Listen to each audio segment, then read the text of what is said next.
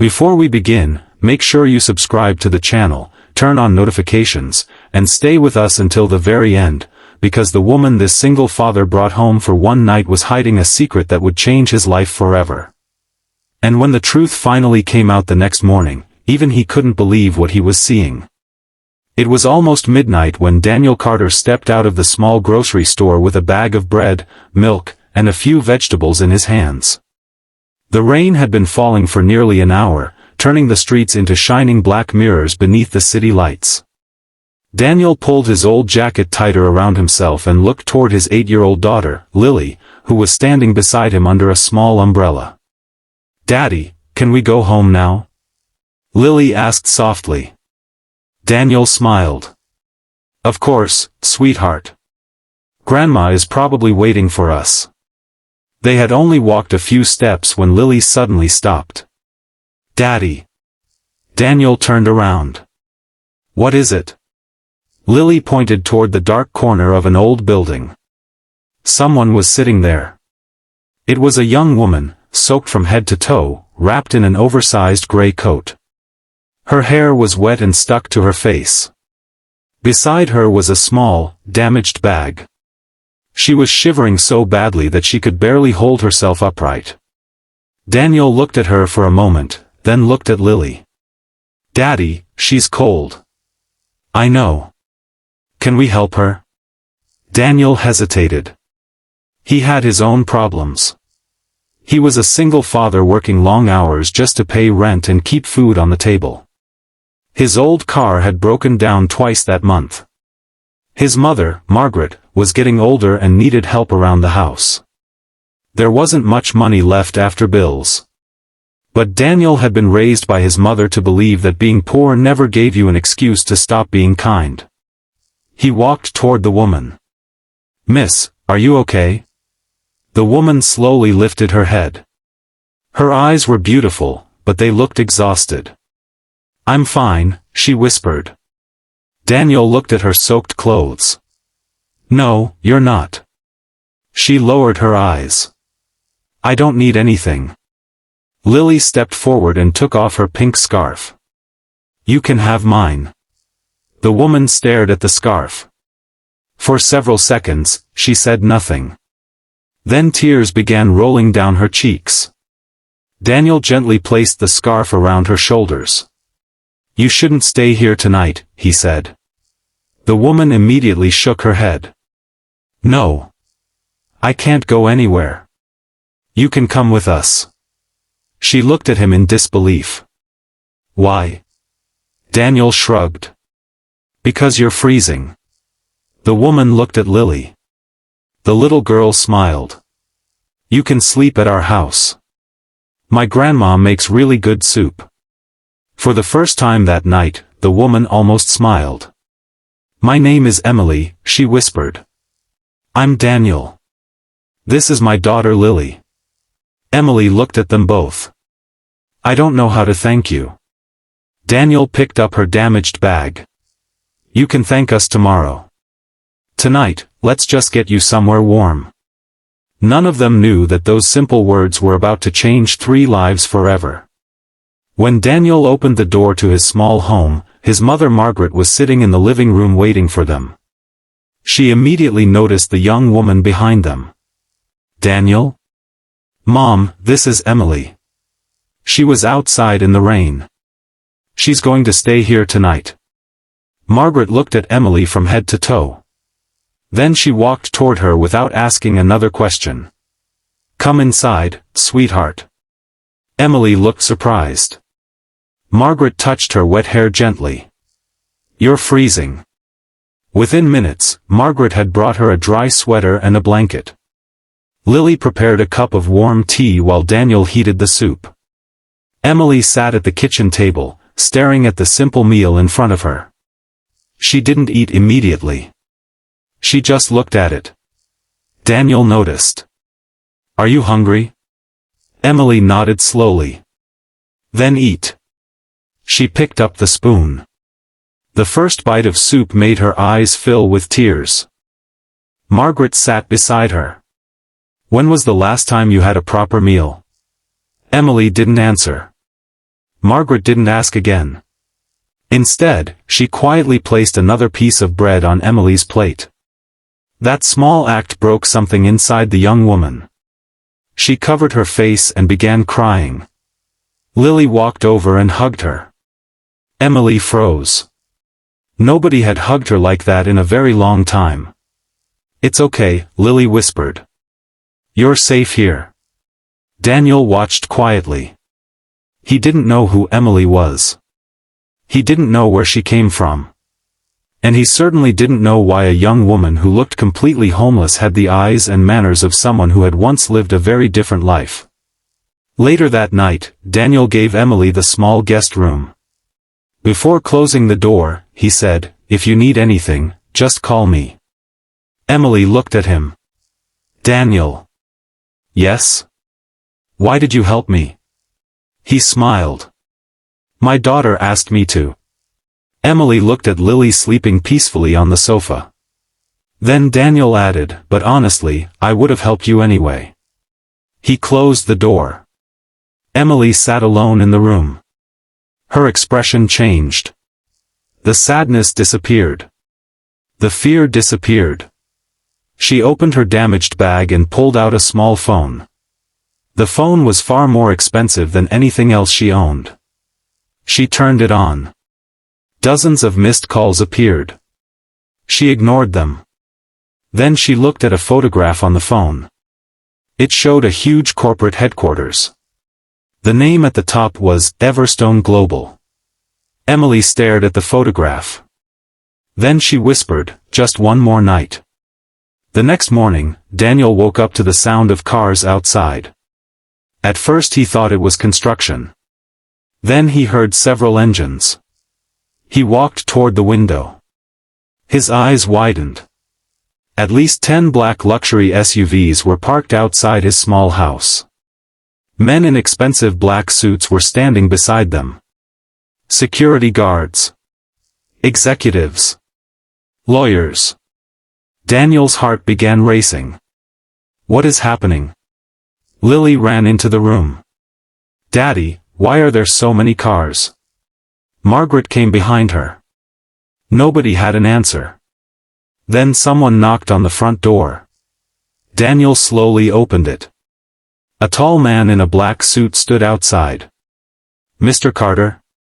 "Yes?" "My name is Richard. I'm the Chief Security Officer for Everstone Global." Daniel looked confused.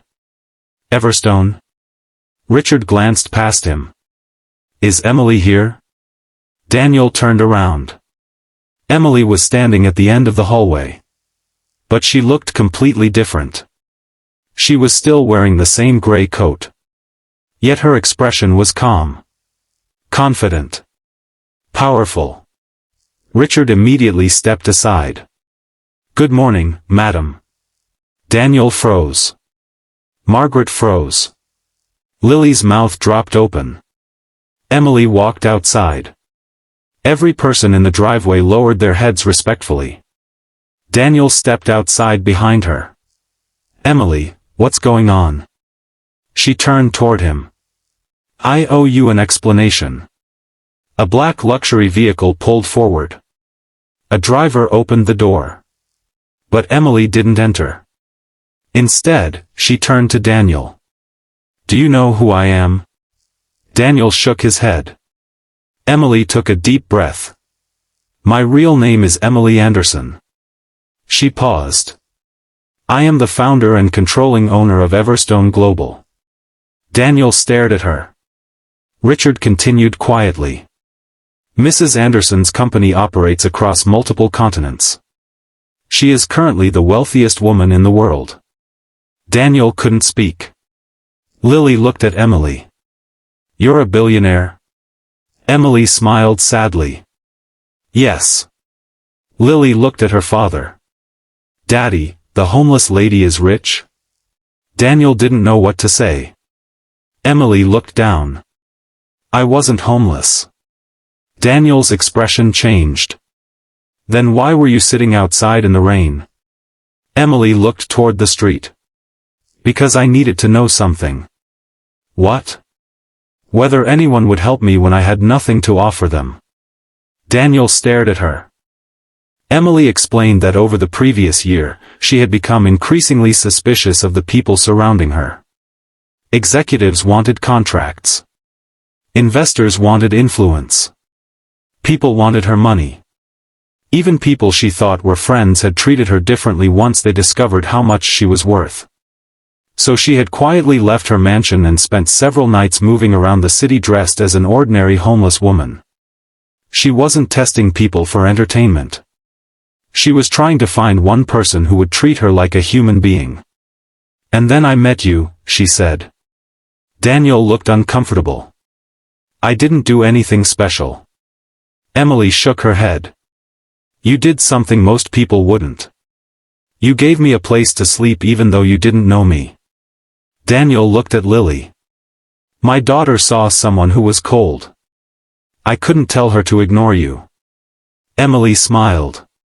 "That is exactly why I trust you." Daniel immediately shook his head. "Emily, I don't want your money." "I know." She smiled. "That is why I'm offering you something different." Daniel frowned. "What?" Emily pointed toward his old house. "You have spent years surviving. You work constantly. You worry about bills. You worry about your daughter. You worry about your mother." Daniel looked down. She was right. His entire life had become a struggle to keep everyone else safe. Emily continued. "You helped me without asking what I could do for you. So I want to give you an opportunity, not charity." Daniel was silent. "I want you to work with me." Daniel laughed nervously. "I'm not a businessman." Emily smiled. "Neither was my father." Daniel looked at her. "My father started with nothing. He believed businesses should solve real problems for ordinary people. Somewhere along the way, the company became obsessed with money." She paused. "I want to change that." Emily offered Daniel a position leading a new community development program. The program would build affordable housing, support single parents, provide food to struggling families, and create jobs for people who had lost everything. Daniel hesitated. "I don't know if I'm the right person." Emily smiled. "You are exactly the right person." Margaret stepped forward. "Daniel, sometimes God puts people in our path for a reason." Daniel looked at his mother. Then he looked at Lily. His daughter smiled. "Daddy, I think you should do it." Daniel laughed. "You think?" "Yes." Everyone laughed. But the story didn't end there. Months passed. Daniel accepted the position. He didn't become arrogant. He didn't suddenly forget where he came from. Instead, he became more determined than ever. He visited shelters. He spoke with struggling families. He sat with single fathers who were afraid they would lose their homes. He listened to mothers who couldn't afford childcare. And Emily was beside him every step of the way. Together, they launched a massive program across the country. One of their first projects was a housing community for single parents. Daniel personally helped design it. Every home had a safe bedroom for children. Every community had a school, a clinic, a playground, and a childcare center. When reporters asked Emily why she had invested billions into the project, she always gave the same answer. Because one night, a single father saw a human being where everyone else saw a homeless woman. 1 year after that rainy night, Daniel stood in front of thousands of people at the opening ceremony of the first community. Emily stood beside him. Lily held Margaret's hand. The crowd applauded. Daniel looked at the families standing behind him. He remembered the man he had been 1 year earlier. Tired. Worried. Afraid. He had thought he was barely surviving. But that night, he had learned something important. Sometimes the smallest act of kindness can create the biggest change in your life. Emily stepped toward the microphone. I became the wealthiest woman in the world long before I met Daniel. She looked at him. But that night, I discovered something money could never buy. She looked at the crowd. Human kindness. The crowd became silent. Emily continued. You can buy a mansion, but you cannot buy a home. You can buy security, but you cannot buy trust. You can buy expensive food, but you cannot buy the feeling of someone giving you their last piece of bread because they don't want you to go hungry. Daniel's eyes filled with tears. Margaret smiled. Lily hugged her father. Then Emily turned toward Daniel. You didn't know who I was. Daniel smiled. I didn't need to. The crowd applauded. Emily hugged him. And for the first time, Daniel understood that the night he thought he was rescuing a stranger was actually the night someone had quietly rescued him from a life of fear and hopelessness. Years later, Daniel still kept the old grocery receipt from that rainy night. He kept it in a small wooden box. Lily once asked him why. Daniel smiled. Because this reminds me that our lives can change in a moment. She asked, because you met Emily? He shook his head. No. Because I chose to be kind. That was the real miracle. Emily had billions. Daniel had very little. But on that rainy night, neither money nor status mattered. A cold woman needed warmth. A tired father had compassion.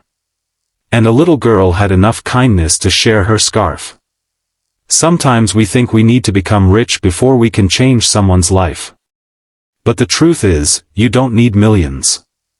You don't need a mansion. You don't need power.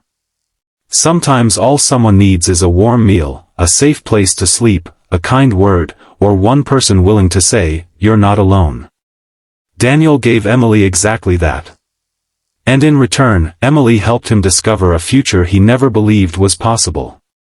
So if this story touched your heart, remember this: never judge someone by the clothes they wear,